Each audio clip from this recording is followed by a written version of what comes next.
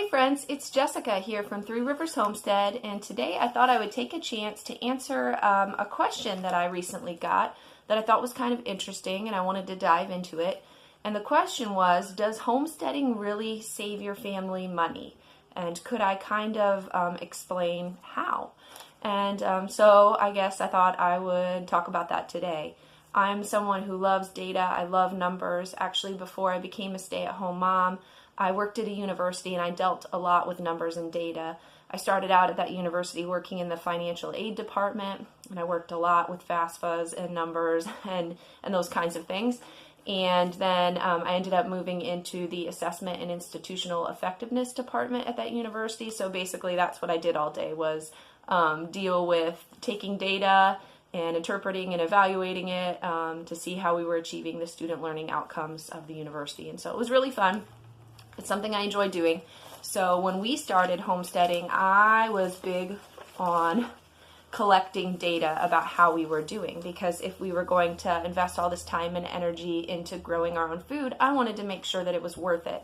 So this is sort of a fun question for me to answer because I have some data to back it up. If that's something that interests you, why don't you stick around and we can talk about this.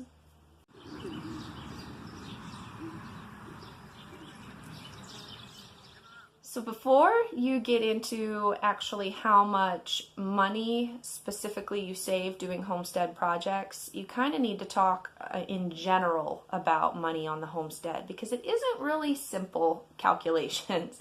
Homesteads kind of work all together. Every part of the homestead kind of feeds into another part. So for example, if you're raising large livestock, they're obviously there to provide you with meat or milk or something like that, but they also provide you with things like compost and manure to add to your gardens. And so it's all a cycle. You may be raising chickens or guineas or ducks and things for the eggs and the meat, but they also might provide you with pest control on the garden.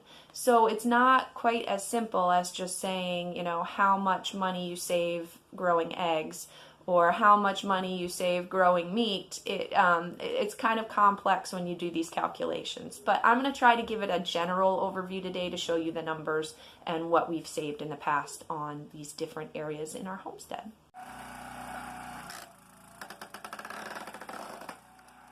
Another thing to note, with any lifestyle that you choose, it all boils down to, there's going to be an upfront cost. For example, if you choose to live in the city, there's a huge upfront cost to that. When you purchase a home, it's generally going to cost a lot more in a city than it would if you lived out in the suburbs or in a rural area. So you pay a lot for that home up front, but over time, that money becomes worth it because you get the perceived benefits of city life. You may have access to lots of museums and zoos and schools and things that you think are wonderful for your family. And so over time, the longer you live there in that home, the more that initial investment is worth it. And I'm going to say the same thing about homesteading. There's a huge upfront cost to creating a homestead.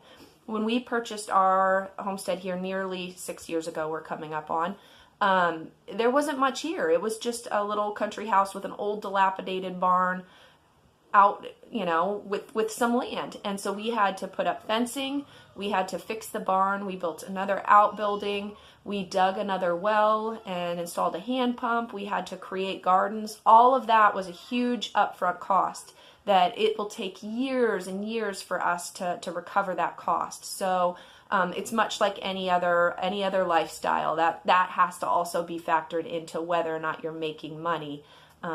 It's going to take time. And so if you want to save money homesteading, you need to look at it as a long-term investment and a commitment to a lifestyle that you're going to be in for a while. Otherwise, you probably will never recoup the cost. If you think this is just something that you're going to do for a couple years for fun, you're probably not going to make any money doing this.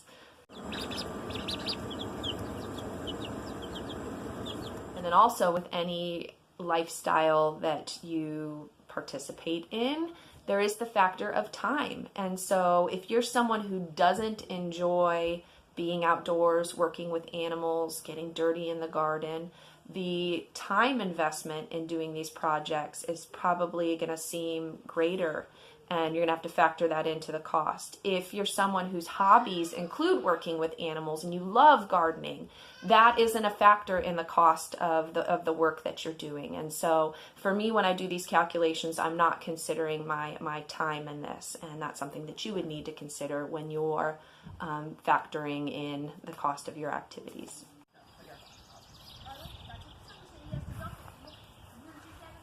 All right, so let's start talking numbers.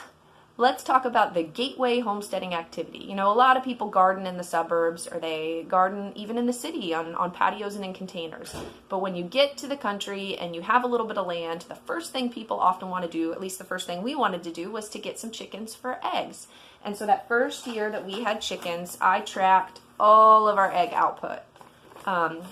I would buy a bag of feed, and then I would track from the time we started using that bag of feed how many eggs that we received, and then I would kind of get a cost per dozen eggs, you know, based on our output.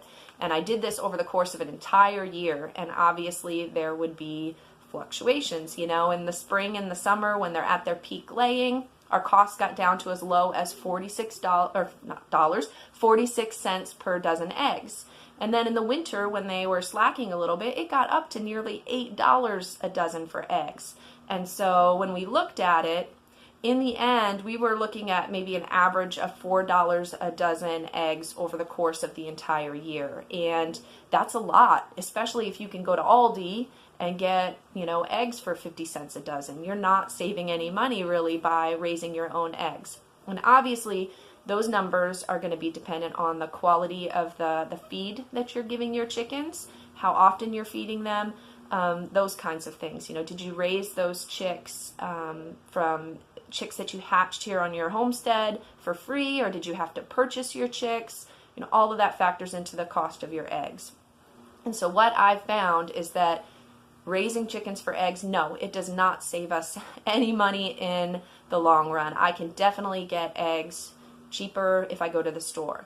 But what I can't get, or what I can't guarantee when I buy those eggs from the store, is how those chickens were raised, the quality of the nutrition in the eggs, and those kinds of things, because research shows that store-bought eggs have far fewer vitamins and nutrients in them, at least store-bought, conventionally raised, factory-farmed eggs, versus, you know, pasture-raised eggs where chickens have access to sunlight, which increases the vitamin D levels, or when they can forage for some bugs and some grass and things like that. So in terms of the raw data, eggs do not save us any money on the homestead, but those chickens are valuable to us in other ways, and we'll get into that in a little bit.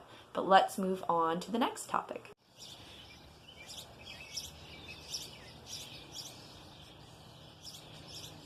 Okay, so the second big animal project that we did here on our homestead was raising our own meat birds. We purchased Cornish cross chicks from a hatchery, and we raised them here on our homestead using feed that we purchased. And it ended up that our chicks cost us, or the chickens, when we harvest them, ended up being about $4.90 a bird, or approximately $5 a bird, which is actually a really decent deal, because that was pasture-raised chickens here, and that's about comparable to what we could get in the grocery store for factory-farmed chicken. That was a huge benefit for us. And we calculated that had we gone to the local farm that we were purchasing our pasture-raised chicken from prior in previous years, we saved $343.55 on our chicken that year. And so that seemed very worth it and was a great deal. So, and that's what I'm finding in terms of homesteading, that the real savings tends to happen in a lot of the raising of the meat.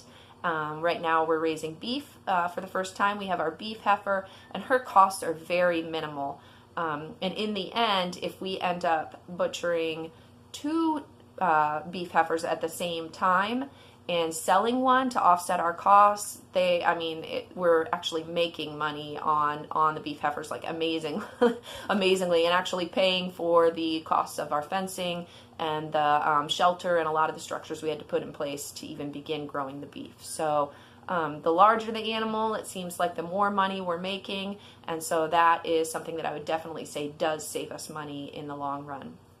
And then there are the added benefits with both, raising chickens for meat and raising, any other animal for meat, is that from their poop you get manure and compost for your garden, which is just an added plus. And then on top of that, the cows are like lawnmowers for us. And so prior to having them, my husband had to spend hours on the lawnmower maintaining the yard out there. And when we turned it to pasture, it saved him not only time, but the cost of money and gasoline to run the mower. And so in the end, it's just a huge benefit for us. So yes, meat birds, beef, any of that, barring any huge, disasters or whatever that wipe out, a large portion. If you had a predator come in and wipe out a large portion of your meat birds, you would lose some money. Or if you had a disease or something in one of your large livestock, that would be catastrophic. But in a normal year where everything goes perfectly, yes, you are saving money by raising your own meat.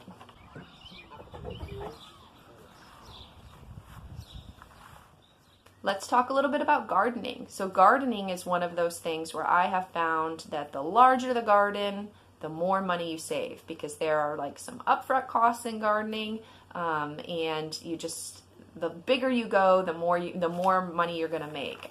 When we lived in our neighborhood and we were gardening, we just had a little tiny area, and the cost of hauling in our own soil and buying all of the seeds and doing all the work, we got a very small output from that garden.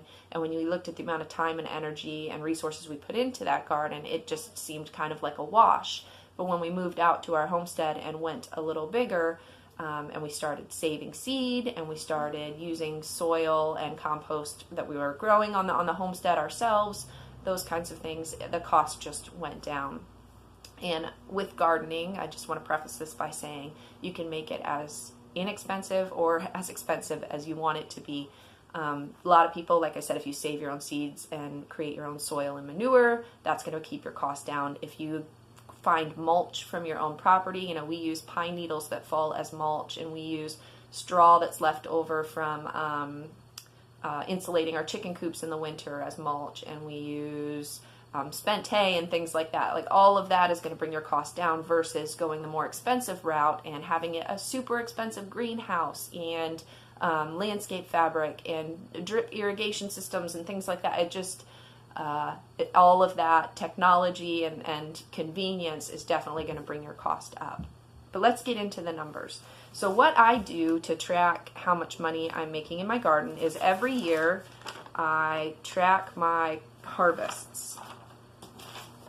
Have a little sheet for basically every year. And then I also track what I spend, starting in the beginning from any plants I order, any potting soil, any seeds, twine.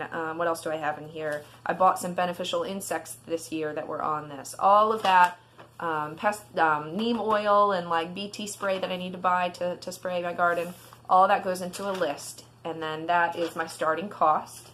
And then I start tracking my harvest. And how I track it is how I would buy it in the grocery store. So for example, radishes are tracked by how many little quart-sized containers of radishes I grow.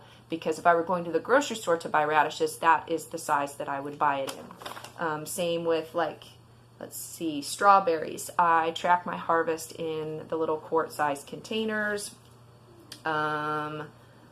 Let's see something, lettuce. I think about if I were buying romaine lettuce at the store, 3 heads in a package, then I'm going to track how many of those 3 head packages I get out of my own garden.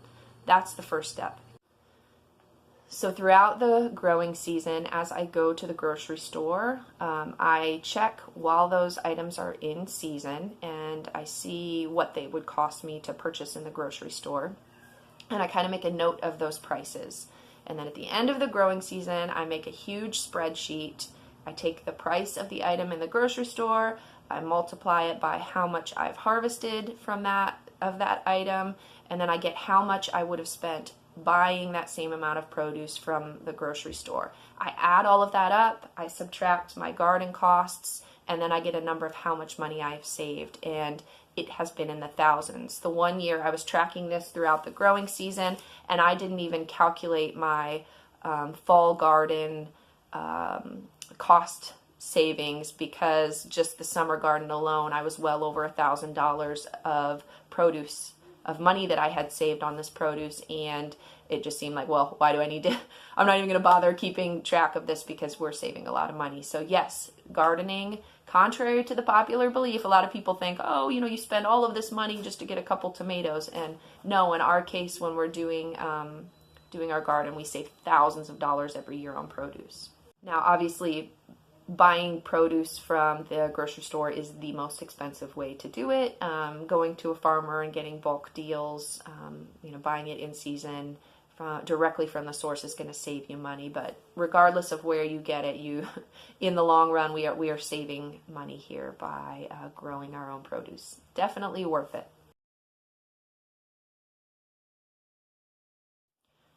We have some livestock guardians. They're Boss Shepherds. We have 2 of them, a male and a female, and they're a rather expensive breed, and there was a large upfront cost. There was also some cost in fencing them in to keep them protected so that they don't chase animals off, those kinds of things. And but they have a benefit to us because we have less predator loss. They save us money every year by keeping predators away that would kill our food in the backyard. So that's wonderful. But also, all we need is just 1 litter of puppies from our livestock guardians, and that would cover the entire cost of probably raising them from the beginning until the end of their lives. So, there are lots of ways to make money to recover your costs on a homestead.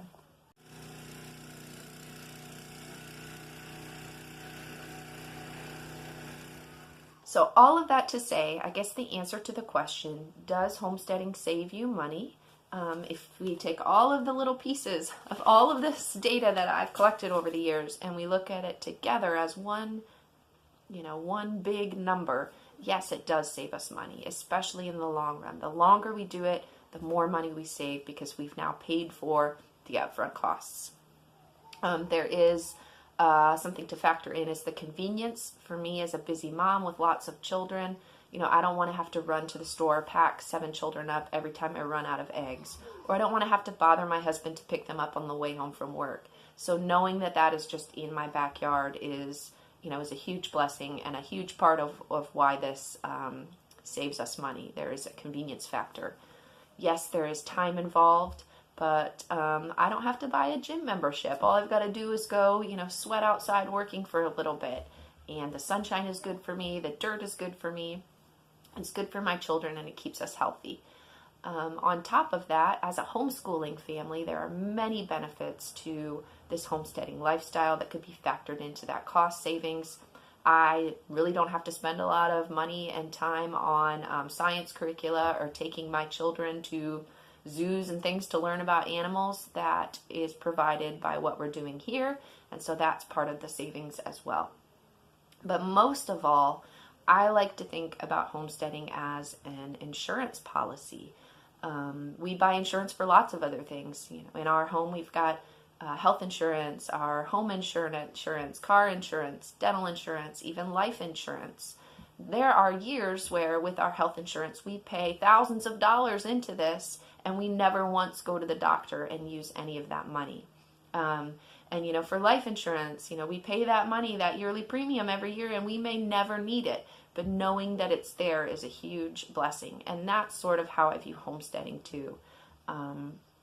It's not just the money that we're saving on our grocery bill every month, but it's the idea that if we ever have to be self-sufficient and we can't rely on the grocery store to have the food there because there's some disruption in the supply chain, or if my husband suddenly lost his job and we had to cut our budget significantly for a short period of time, knowing that you have that food in your backyard is like an insurance policy. So yes, you're paying a lot up front, and in the long run, you're just hoping that it pans out and it pays off well for you. So I hope that answers the question, and I guess that's all I have to say about that.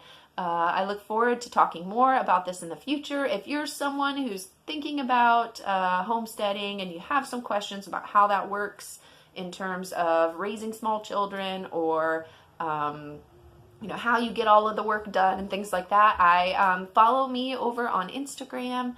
I share lots of tips and tricks and everything about the homesteading life with a large family like that. And so until next time, I hope you're having a blessed day, and we'll talk to you again soon. Bye.